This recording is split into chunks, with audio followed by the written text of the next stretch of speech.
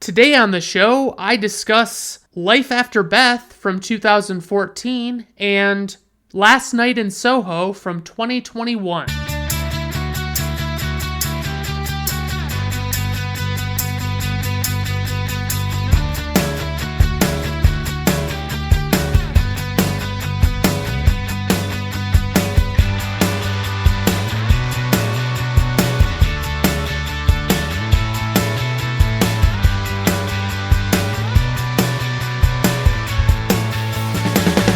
All right, everyone. Welcome to Brandon at Random Reviews. I am your host, Brandon Griffiths. Thank you for stopping by. I do appreciate it. Today, I want to talk about a guy named Pete Davidson. What's his deal? I can't really wrap my head around it. Ever since I heard that this guy existed, I've known that he has dated top 10 hotties, and I can't understand it. All these extremely attractive women, and I gotta understand, is Pete Davidson a good looking guy? Because I can look at Ryan Gosling or a Chris Evans or something like that, and I can think to myself, that's a good looking guy. I just know, you know what I mean?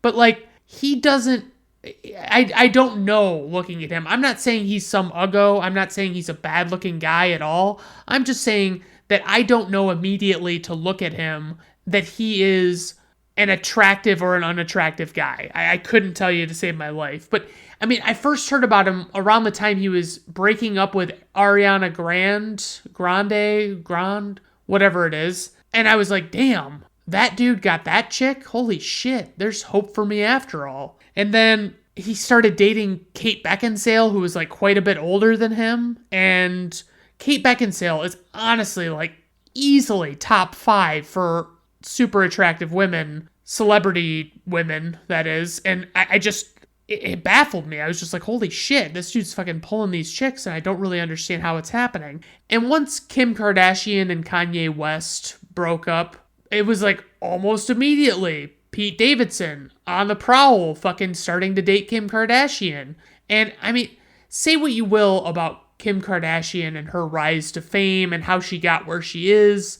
And she might not have much for, talent to make her a celebrity. She's really good looking. She's a nice looking person. She rose to fame. I remember the show The Soup with Joel McHale always commented on the fact that Kim Kardashian was famous because she had a big ass and a sex tape. And that may be true, but all things considered, she is very good looking. Anyway, all I'm asking is, do I need to be emulating Pete Davidson more in my daily life? Do I need to try and look more like this guy? At some point, should I dye my hair bleach blonde and try and rock that look for a while?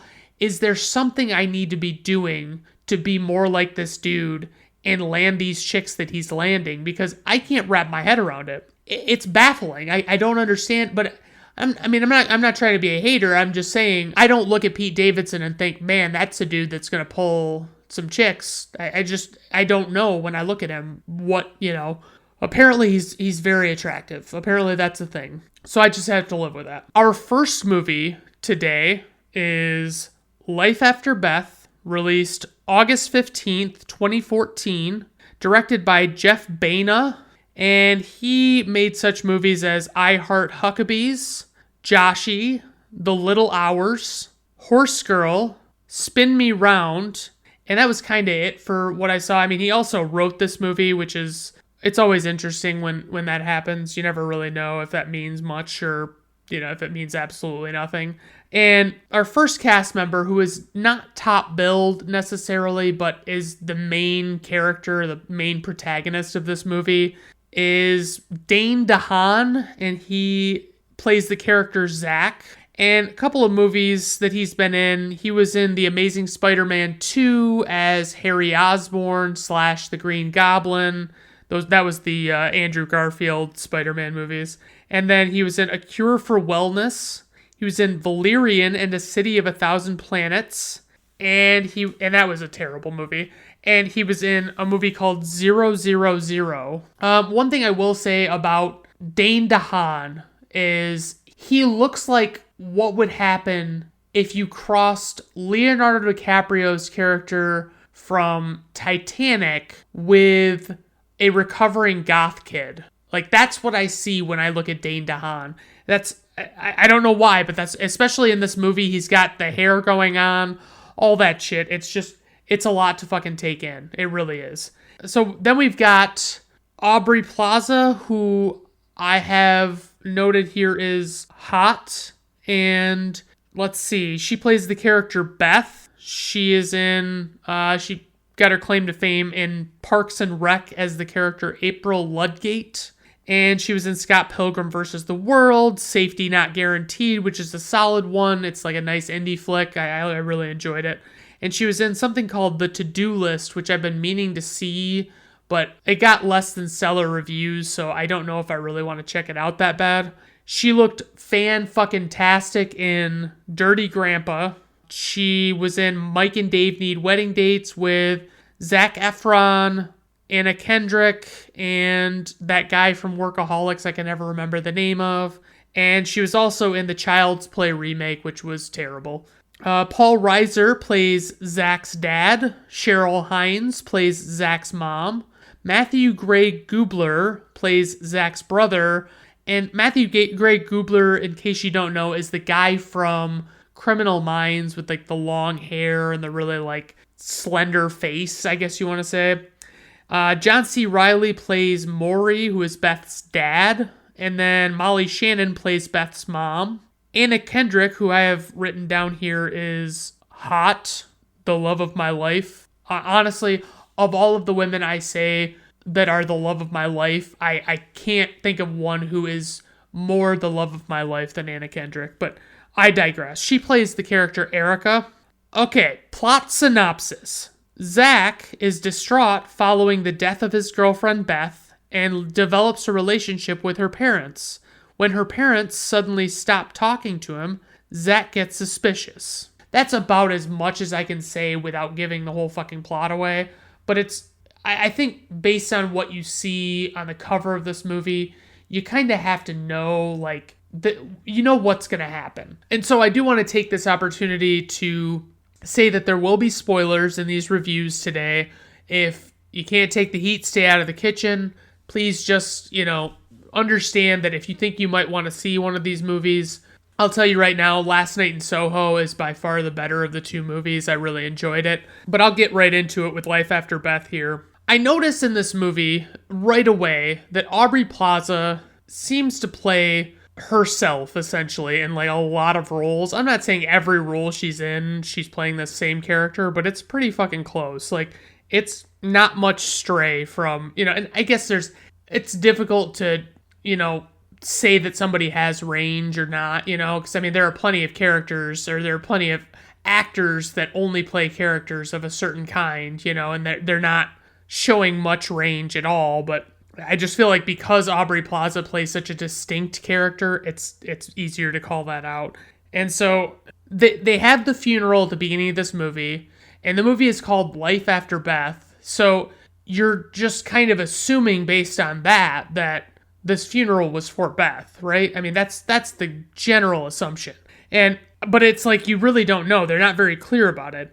And I would say, like, Dane DeHaan shows up, and he's like an interesting choice for this movie. He's good, but I've never really encountered many leading man roles that were good with him. Like, I mean, he seems like he'd be a better side character, but maybe I'm wrong. Maybe I'm way off base. It seems as though at this point, even though we haven't gotten any kind of verification of the sort, it's like we know that Dane DeHaan's girlfriend has died, and that his parents went to the funeral, and his brother stayed home. So it's like, it's not like Dane DeHaan's family member that died or something like that. So it's like they're kind of laying the groundwork. And they finally, after like all this time, confirm, because he says that his girlfriend died, and they actually like say it out loud, and you're finally like, okay, here we go. And then we go, so Zach I'm going to call Dane DeHaan by his character's name, Zach, because Dane DeHaan is a lot to say. Zach goes over to the Slocum's house, which is Beth's family's house. And when he gets there, the housekeeper is leaving in complete distress, and Zach doesn't really know what the fuck's going on. And the dad is like, Beth's dad is like trying to bond with him and trying to like reach out to him, just kind of help him understand that, like, okay, it turns out that Zach and Beth had been going through some difficulties in their relationship and had been having arguments and stuff like that. And John C. Reilly as the dad, he basically just explains to him like, hey, you really can't let that weigh on you forever. You can't let the entire relationship be defined by what discussion you guys had, or, what few little fleeting moments of arguments you had before she died. That's not really fair to you. And they start, they're playing chess, Zach and the dad, and then Zach's sitting there, and Maury, the dad, brings out like a one of those tin cans, like those big ones that you put like sewing supplies in, and he takes them and he opens up the can, and he pulls out a joint, and he decides, they're going to start smoking, and Zach is kind of iffy on it, but he does it anyway. And I kind of thought maybe it was going to take it into a weird place, but it really didn't. It just, I was really glad that they didn't do some stupid fucking, let's see what smoking weed is like for people who don't normally smoke weed and stuff like that.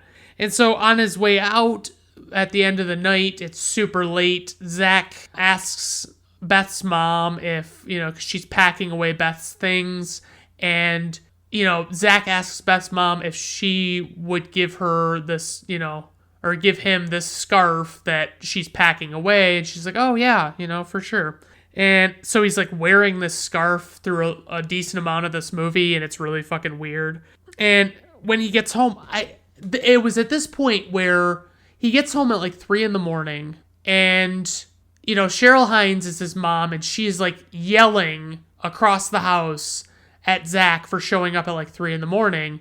And I'm like, is this dude supposed to be in high school? Are these two supposed to be in high school? Because, even in 2014, and Dane DeHaan has a young look to him, but he still has that like goth kid recovery look, and it's like, I can't tell from looking at him if he's, how old he really should be looking like, you know what I mean? I didn't look up how old they actually were, but I didn't really think Aubrey Plaza and Dane DeHaan looked like they were in high school, but that is what we were led to believe in this movie. And it was like at this point that I finally realized that his dad was Paul Reiser, because they were focusing so much on Cheryl Hines. And Cheryl Hines, she always sticks out to me because she's got that mouthful of teeth that's like, she's not like an unattractive woman, but she's got such large teeth, and it stands out. And so his brother, we see him the next day, is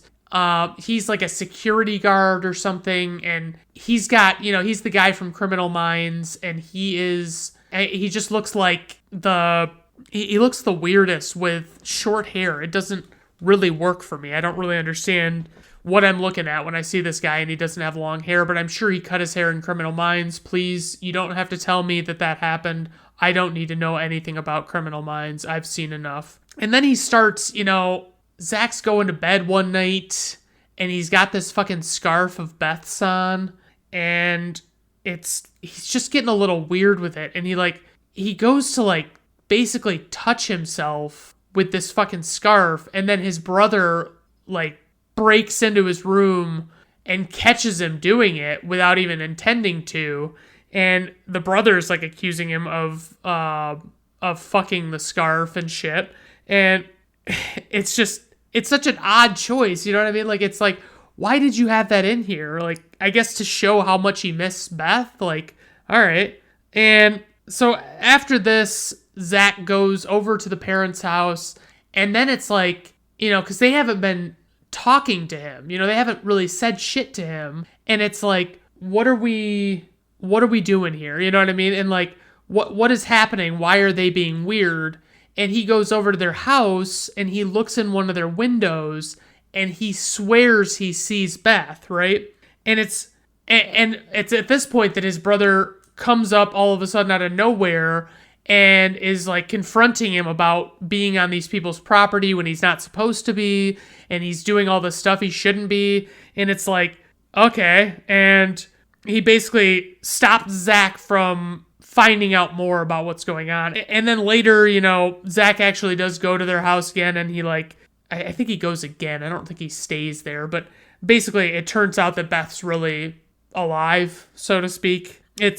I said at this point, it's not a horror movie, I don't think, because it's basically billed as a horror comedy movie on IMDb, and I think that's probably more accurate, because there are aspects of this movie that are not horror at all. They aren't funny, or they're not scary, and they're not at all frightening or anything. So it's like, I get it. If it's a comedy, it's got the level of horror that you would want for a horror comedy.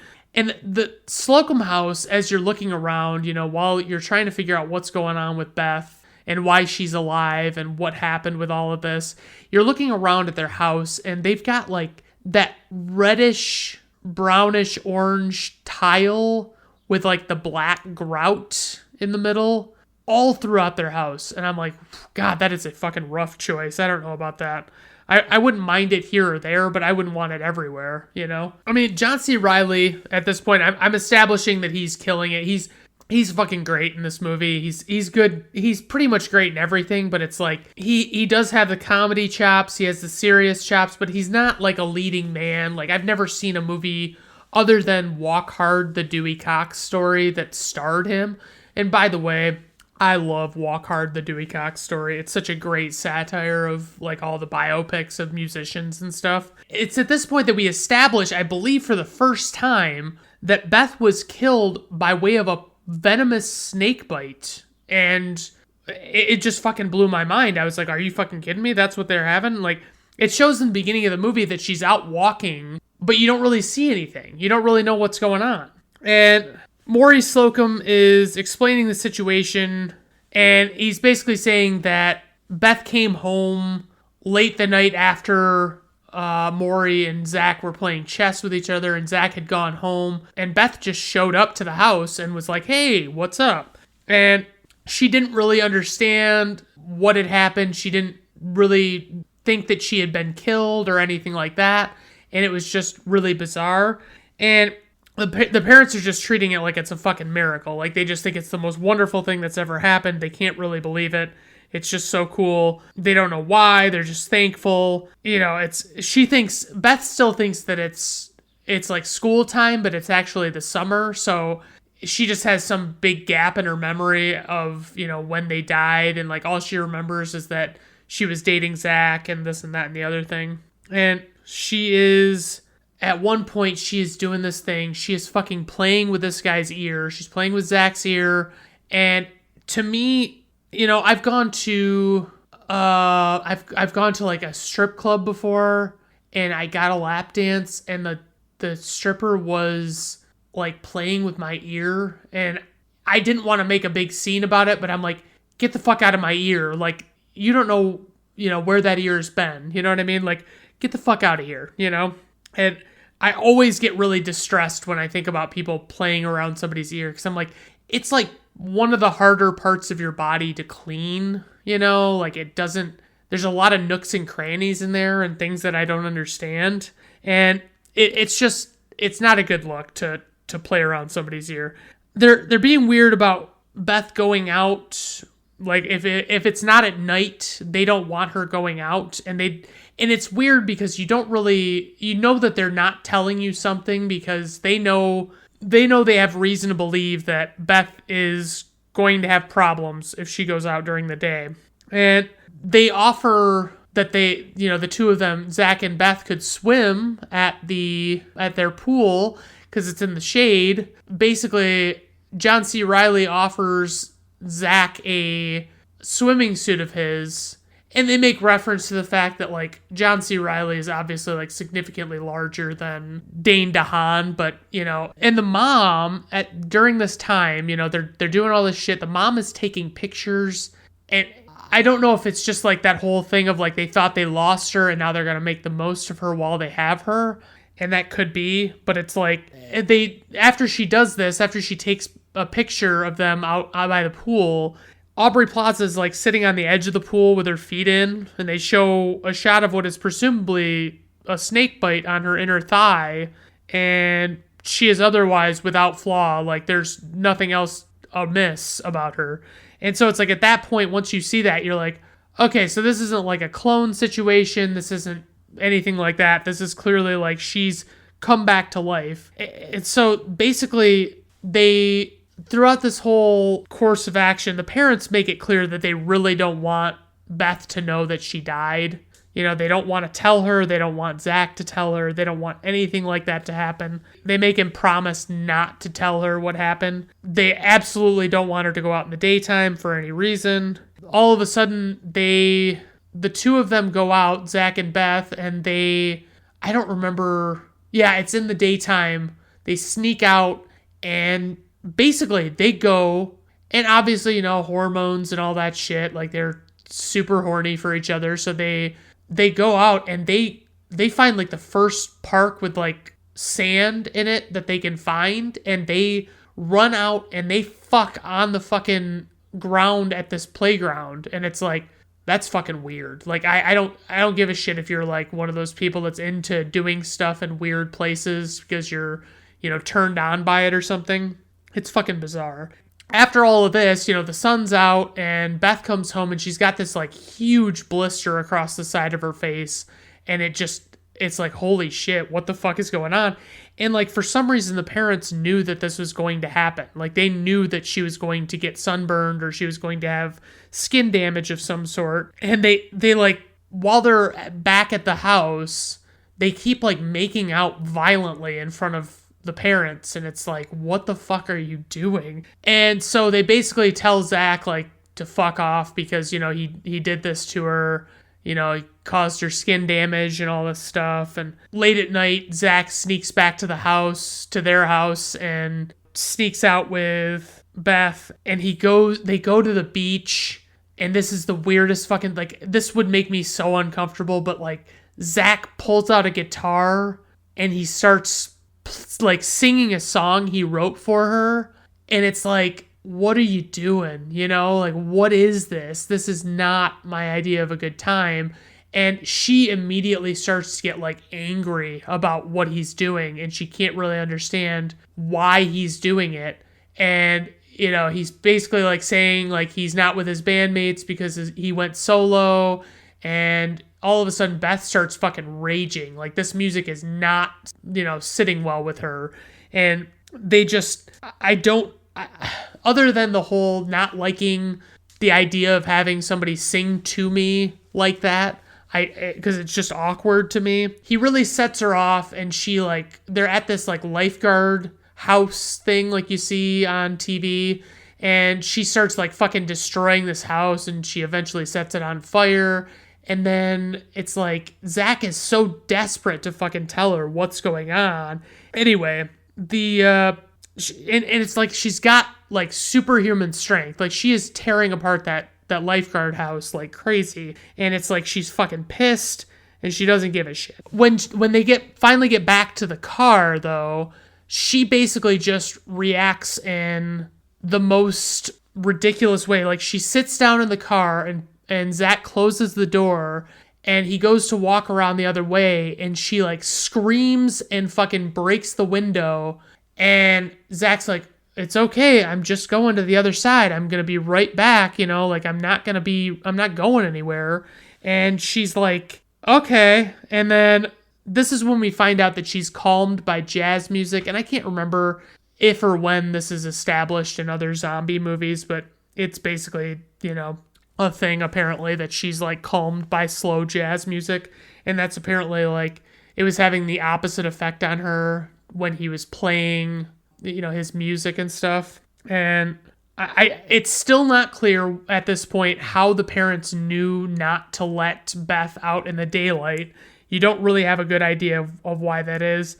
And so I'm saying this might be a horror movie after all at this point, which I still maintain it's not like a full-on horror movie. And Beth has been like taking mud at her house, and she's she's mudded all the walls of the attic that she's sleeping in. And apparently this is like a running thing with the zombies of this movie, is like they love the attic, you know? I don't know what it is. And she's like forcing herself on Zach because, you know, they've just come back and you see her how her walls are all mudded. And Zach is like not even, yeah, he's not into it. Her breath smells like shit. He basically just pushes her away and says he doesn't want anything to do with it. And basically he just leaves, like he fucking abandons her there and leaves her there. And like Anna Kendrick shows up. Zach goes to this diner. Anna Kendrick shows up. Adam Pally is actually the waiter, and Anna Kendrick just happens upon Zach, and apparently their parents used to know each other or whatever, like their moms used to be friends or something. And I you know, it's at this point you're supposed to understand as a viewer that Anna Kendrick is the more desirable female character for Zach's character, you know? And you see while Zach and Erica, Anna Kendrick's character, are talking at this table, you see this guy in the kitchen, this cook, is like throwing a shit fit, and you don't really know why. And they just kind of like, it's kind of unresolved. And so Zach's leaving, you know, he pays for their meal and he says goodbye or whatever. And he goes to leave, you know, he's in his car, and as he's driving out, he accidentally hits Beth, who happens to have come there. He hits her with his car. It's really like a shitty fucking effect, because like basically what they do is they have to have this car propped up on Aubrey Plaza, and so obviously they have to have her laying under it, but they have to have the car jacked up so it's not like sitting right on top of her. And I mean, the thing is the problem is like the suspension of the, I don't know cars. I mean, I really should, but I don't know cars very well. But like the suspension of the vehicle, like the wheel is hanging down like the car is being lifted off the ground, you know?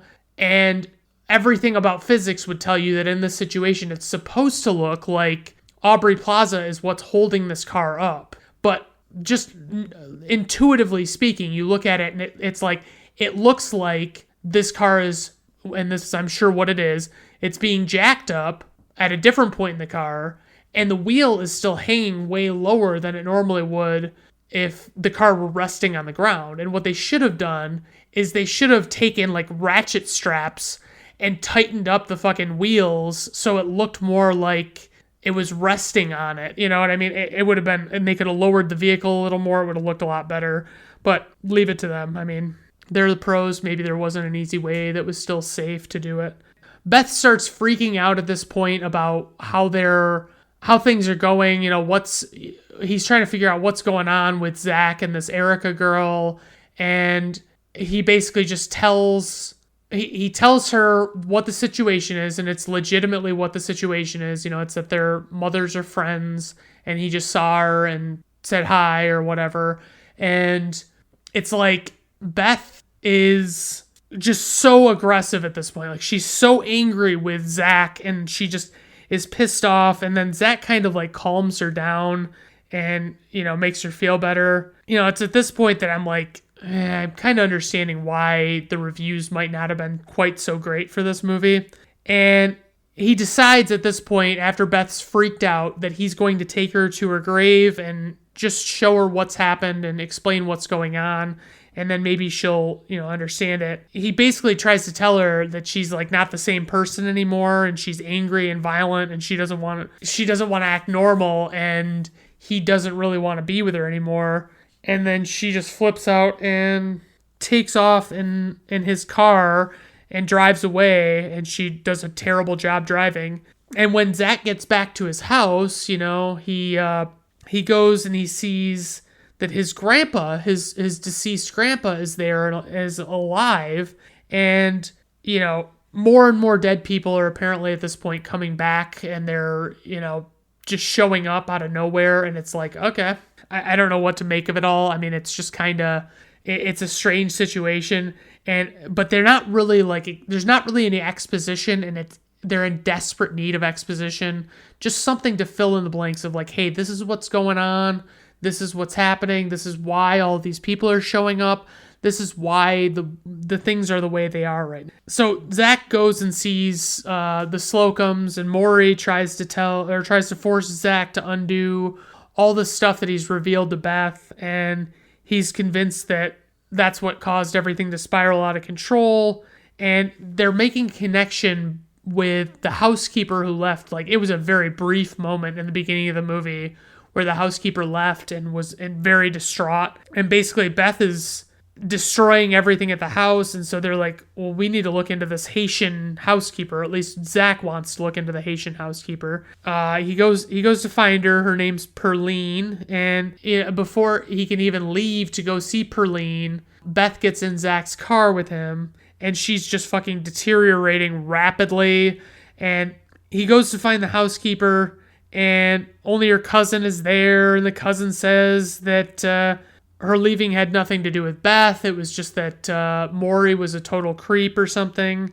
And Maury knocks Zach out, and out of nowhere, after he's like left the housekeeper's place, and he knocks him out and takes Beth away, puts like a sack over her head and stuff, and he's wielding a shotgun. And it's like, I'm telling you this story like this because this is the way the movie presents it to you.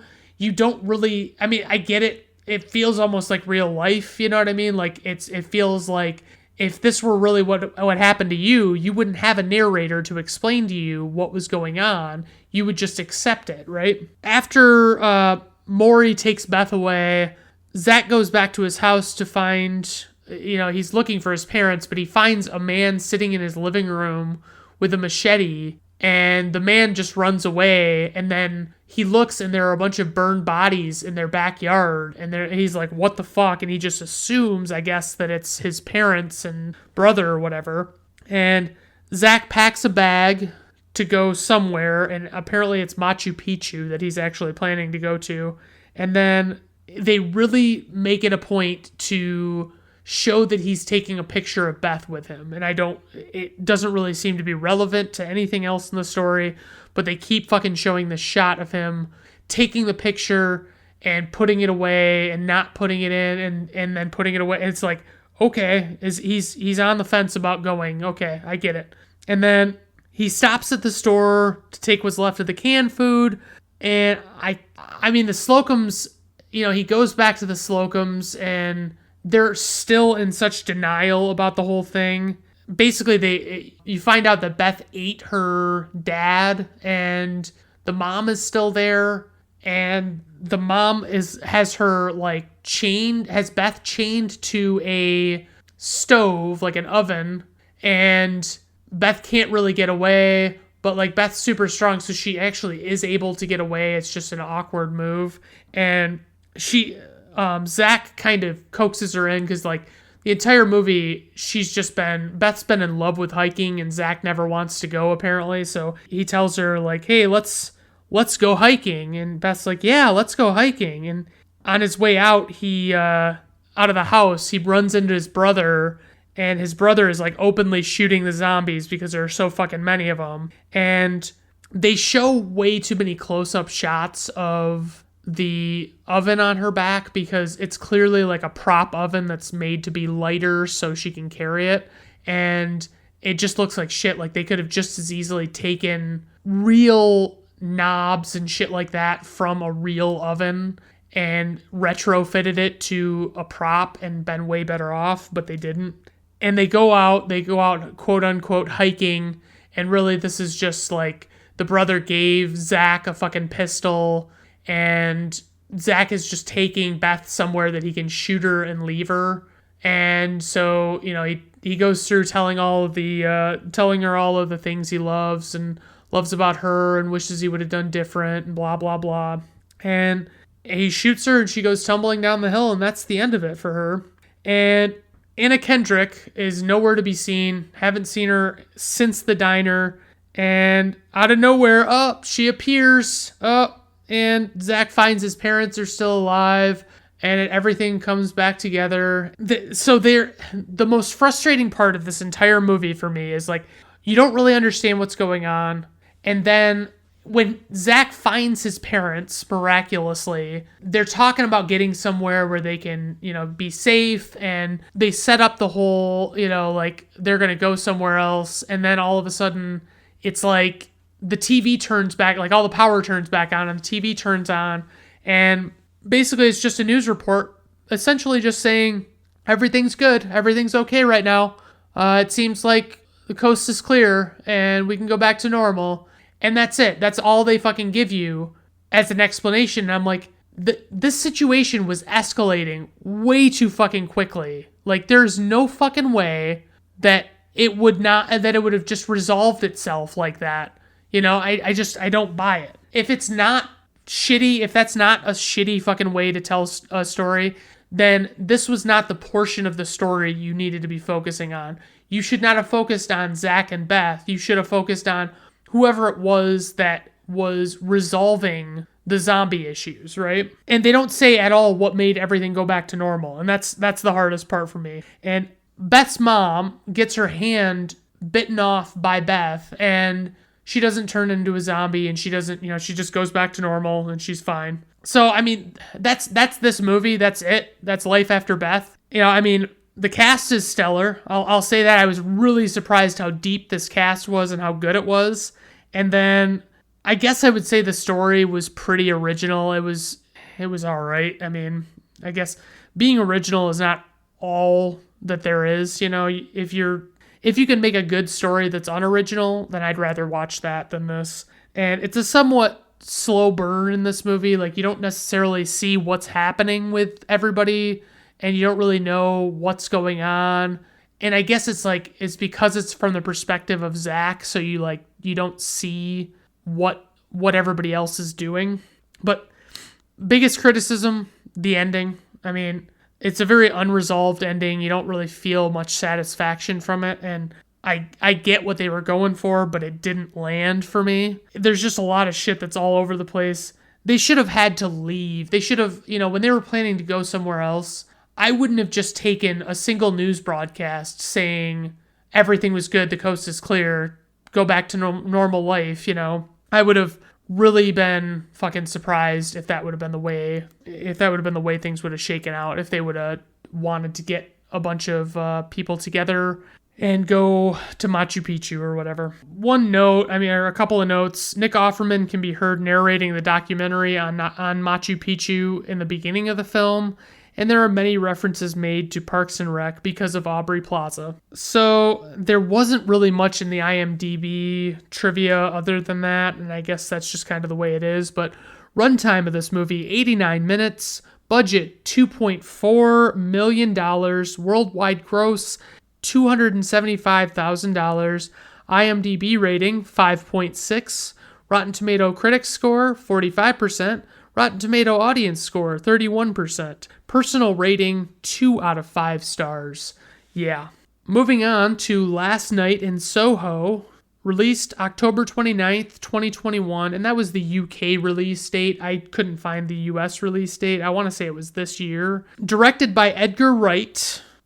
He made, and he also did another favorite of this show's Scott Pilgrim versus the World.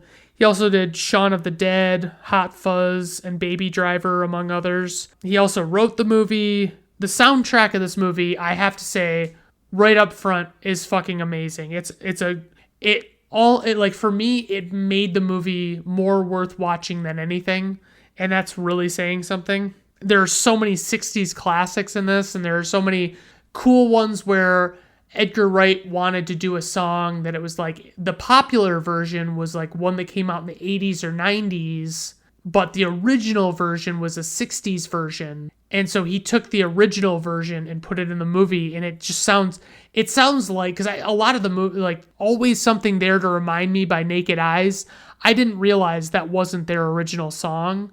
I thought that was them, And then they play the song, and I'm like, oh, that's weird. Somebody did this song in the style of the 1960s. Like, how bizarre.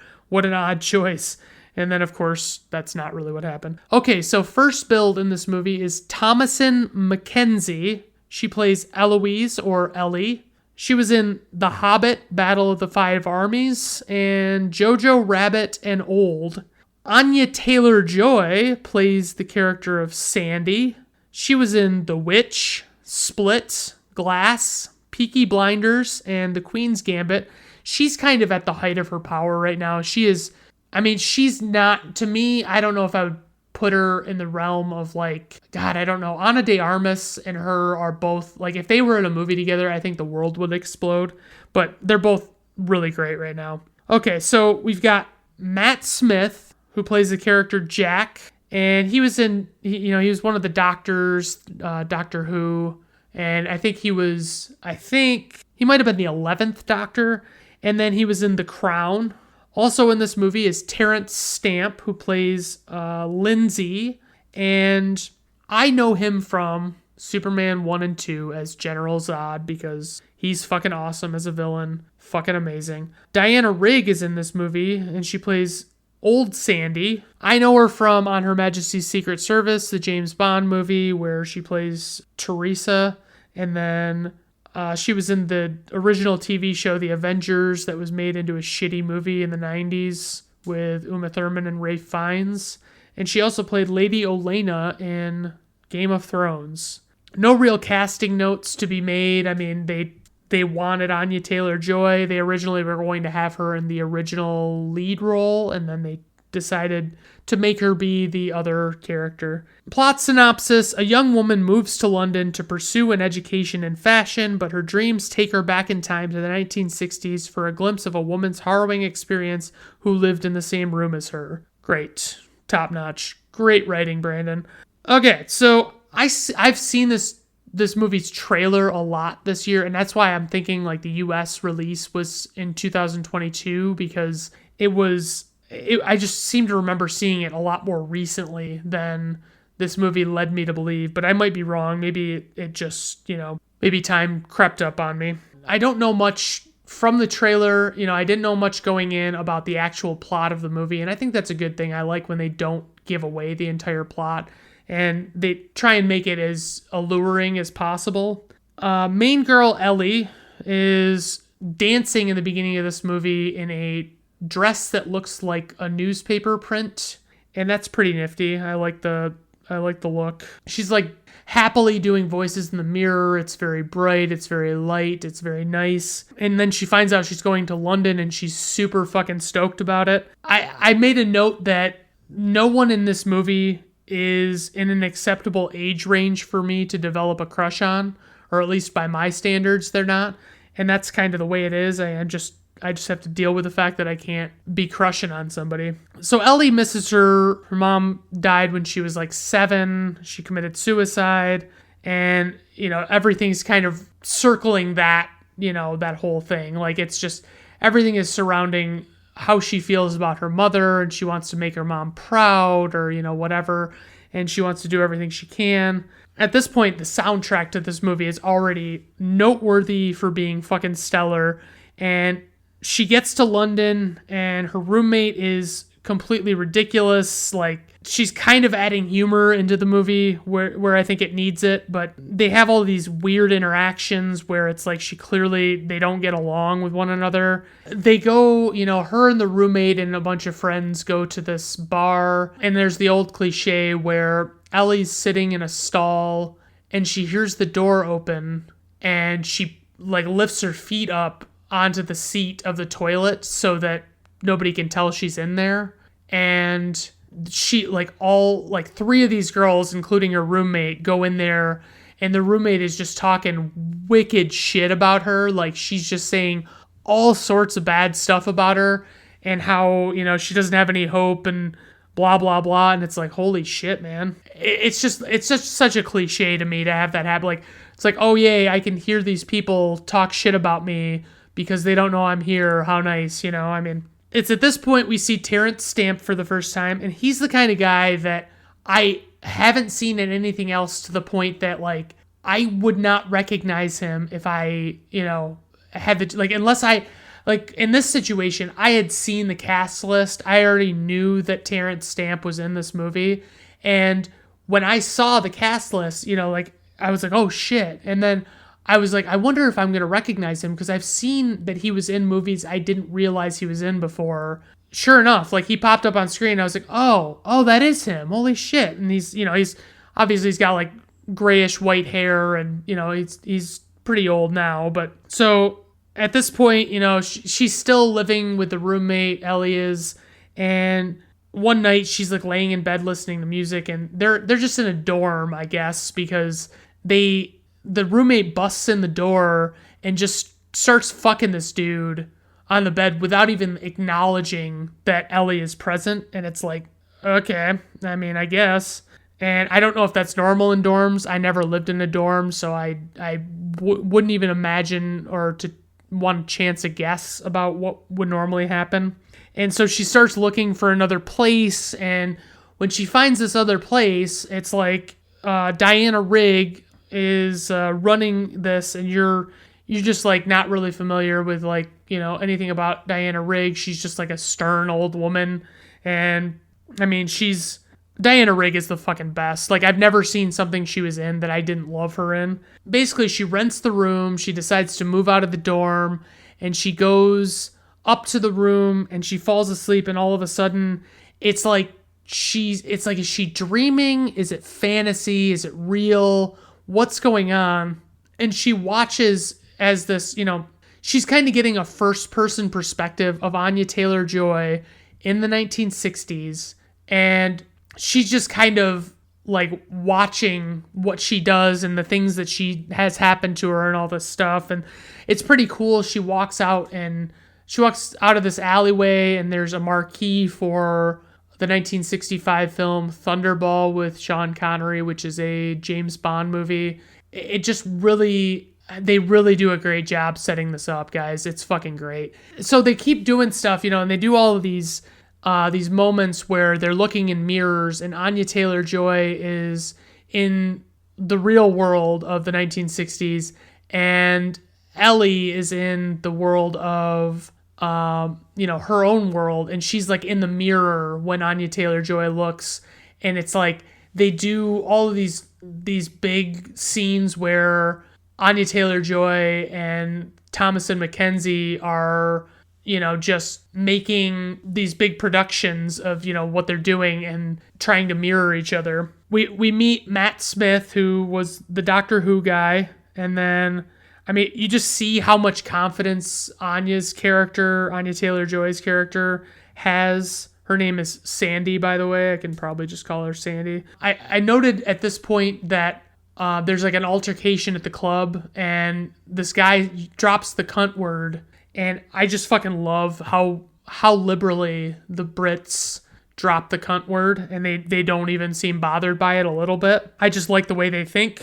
This movie is really well stylized. Like, it looks awesome. They use lighting, they use different things with like great success. They really set the mood and set the tone for this film. It really does fucking great work. So the old roomie is, so she's going to college, obviously, and like I don't even know if I mentioned that, but she's going to college as, she wants to be in fashion. She's in these classes with her old roommate from the dorms, and the roomie is bullying her openly. It was like 40 minutes in when this started happening, and that was when I started to like question, this plot needs to fucking pick the fuck up. Like, it needs to get together, because other than going to this dream world, I don't really understand where it's going. You know what I mean? I want to have some kind of line of sight on what's happening in this fucking movie. And it's like another example of the soundtrack. It's like they play I've Got My Mind Set on You, and it's the original version.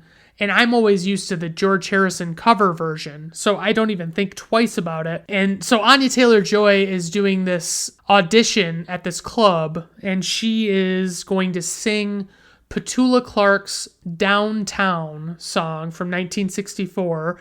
And I don't know much about my late grandmother's taste in music on my mom's side, but she loved Downtown by Petula Clark. And so it was a cool thing that they included that in this movie just for me. I would say this, to give you an image of what this girl looks like, this Ellie, Thomasin McKenzie, she looks like what would happen if you took like Abigail Breslin in Signs and you digitally aged her up instead of just looking to see how old, or, what Abigail Breslin looks like now. If you tried to make it happen. And I would say that's probably the best way I can do it. She's only like, I want to say she's under 20 in this movie. She's very young. And because this movie was shot like a couple of years ago, it was one of the ones that got disrupted by the pandemic. Sandy gets the audition after she does her Downtown song, and they're doing this show, and it's like the marionette looking like Pinocchio type show where they make the person performing look like they're on strings. And then they didn't even like go all in on the puppet thing. And it's like, they didn't do a good job at all of anything. And I fucking hate that look. Like it creeps me out. Like when you do, oh, these people are going to look like toys and they're going to mimic the movements of toys. And cause like all these people have, like the sidewinder things, like the tourniquets that you would turn on the side of toys to wind them up. And I really didn't like the sequence. I mean, it really didn't go well for me. Meanwhile, Ellie, she's kind of having trouble getting traction at school. Her and this black guy keep interacting with each other, and he seems to really like her, and she kind of seems to be in her own little world. Ellie gets this job at a pub, and she's talking to her aunt or, whoever it is that she knows back home. The aunt says something that's just a really good quote. It doesn't really, I don't know if it resonates as much within the movie as I want it to, but she says, "I know you think you have something to prove, but it's okay to ask for help. She didn't," referring to Ellie's mom. And it's like, wow, that's a really good quote. So she keeps running into General Zod, Terrence Stamp, and everything about this movie, every interaction that they have, it's like, I want to do an Irish accent or a Scottish accent. I don't know which one it sounds like. And I should have known at this point, because we keep getting these dream sequences and things keep getting a little more surreal and things are a little more ridiculous with every step. And it's like, where are we, where could we possibly be going but to trippy, dreamy, bullshit area. And the character just keeps imagining things or keeps seeing things, like things are seeping into the real world from the fantasy life and things like that. And they go to, while it keeps happening that, Ellie is seeing more and more of the stuff seeping through in her normal life, she goes to a costume party. And I have to make a note of the fact that every TV and movie episode or every costume party that there is out there in Hollywood, it's all like they really grossly overestimate how dedicated and how much quantity and quality you will get for costume participation. Like, it just does not happen like that. I mean, a lot of people don't wear costumes. A lot of people look like shit. And it's like, get the fuck out of here. It's like, it reminds me of in Batman Returns, they're doing a costume party at Christmas time for some reason. And Bruce Wayne goes to the party and he doesn't dress up. He just wears a tux or something. And somebody makes a comment about his, lack of a costume, but he is legitimately like the only person you see on screen that is not like a member of, the wait staff for the party as like not wearing costumes, right? So it's like, it's fucking ridiculous. At this point in the movie, I'm not really feeling scared by anything. It's all a little too ridiculous for me to get there. But the soundtrack is still 5 stars across the board. And there's a nice interaction where Ellie finally breaks down with this black guy that she keeps hanging out with and running into, that she's like stringing along for no reason. And she says, and the guy said, like they make out, and then the guy says, "Do you want to go someplace else?" And she says, "I'm not meant to have boys back." And he says, "Oh." And he gets a sad look on his face. She says, "So you'll have to be quiet." And he smiles. And then, like the next scene is them at her apartment, and it's just like, it's a really good sequence. It amazes me at that point that like society used to act like it was such a fucking big deal if an interracial couple was on screen. And it's like, who gives a shit? I don't care. I don't care if it's an interracial couple. I don't care if it's a gay couple, trans couple. I don't care. I mean, who am I? What do I give a shit? I mean, let them do their thing. In my notes, it says, I love this always something there to remind me cover in the 60s style, which was my mistake because I hadn't looked it up yet and I wanted to. And it was not a cover. It was the original song. And I just had never heard it. And it's at this point, like late in the movie, it starts to really kick it up a notch and get scary. And it's been a slow burn so far. Like real life comes together with the imaginary or the past or whatever. And it's like, it's very unsettling. And you really think, because like they reveal, as I said, spoilers, so get the fuck over it. Diana Rigg's character is Anya Taylor-Joy's character all grown up. You think that Anya Taylor-Joy died, so you don't really, Ellie just assumes that, but it's not really the case. Basically, at this point, Diana Rigg is like ready to kill Ellie because she doesn't want because basically you find out that I think it's like Sandy, Diana Rigg's character, and Anya Taylor-Joy's character had been like pushed into like sex trafficking basically, and she started like murdering all of her Johns. So it was pretty fucking intense from that standpoint. And of course Diana Rigg is a fucking badass, and she I think she poisons the coffee that she gives to Ellie. I legitimately at this point was rooting for Diana Rigg to fucking kill Ellie and get away with it. And it would have, to me, it would have been honestly a better choice. Like it would have been a more satisfying movie. And I just keep thinking like, I want Ellie to die. I'm just ready for it to happen. They keep making it in every movie that it's got to be like the good guys win and the bad guys lose. And it's like, no, that's not the way it always goes down. At this point I'm starting to think like, hey, this soundtrack has gotten really Danny Elfman-y, but it doesn't get too aggressive for too long. And then they keep showing the mom, like Ellie's mom in the mirror. And whenever Ellie looks in it, she sees her mom, and it's like her mom looks virtually nothing like her at all. It's a really unsatisfying casting for someone that you could have cast literally anybody, because she has no fucking lines whatsoever to speak of.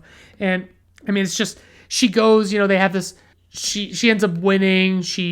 Diana Rigg kind of like accepts her fate and like goes down with this burning apartment building, and her, Ellie and the guy that she was with sneak out, and they get to safety. And then you see this scene after the fact where Ellie is, doing a fashion show, and she, is all dressed up nice, and she's the models are walking down the runway and all that stuff. But biggest praise for this movie would be the soundtrack first and foremost.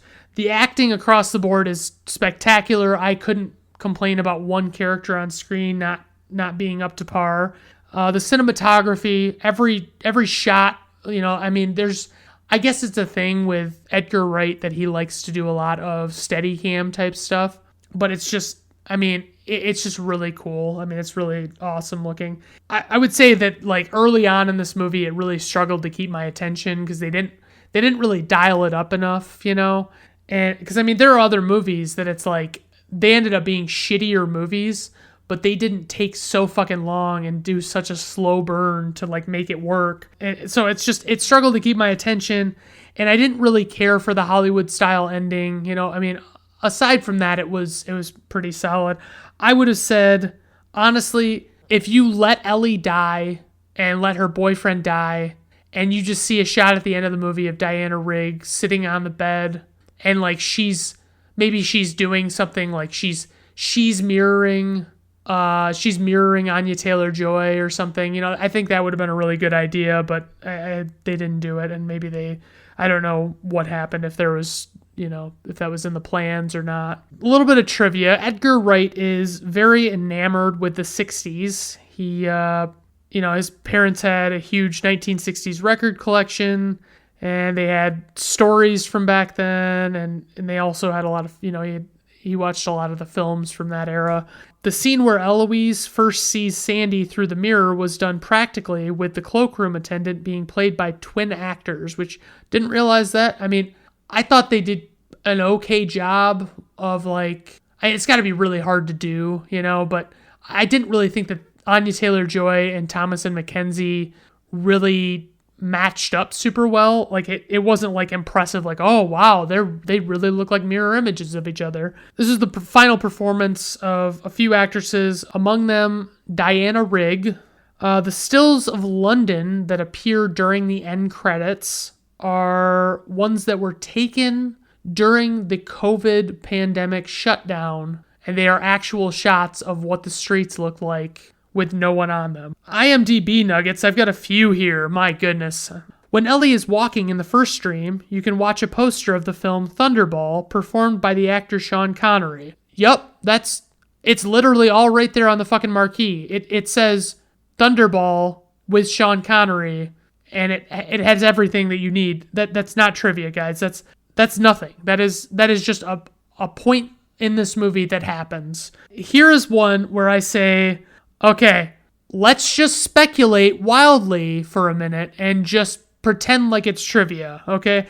Diana Rigg plays a singer who was pimped out in her youth by Jack as a young woman in the 1960s, which may be a dark, in parentheses, commentary on Rigg's role as a sex symbol in her 1960s work as Emma Peel, a legacy with which Rigg herself was uncomfortable. What are you talking about? That is just fucking bullshit. Like, it's just, you have no real reason to believe that was an actual thing.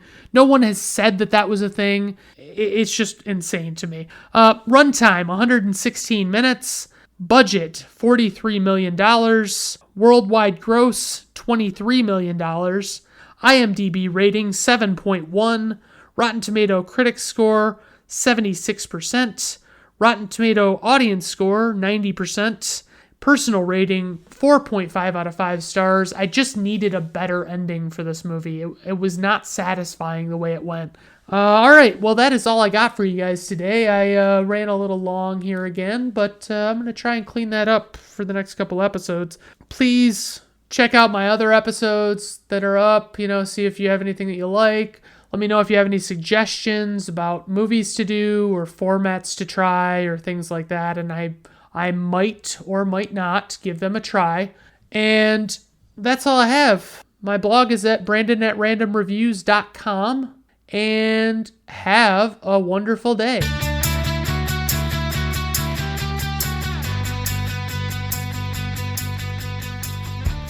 Brandon at Random Reviews is performed, written, directed, produced, and edited by Brandon Griffiths. Theme music is performed by Augusto Diniz from Fiverr.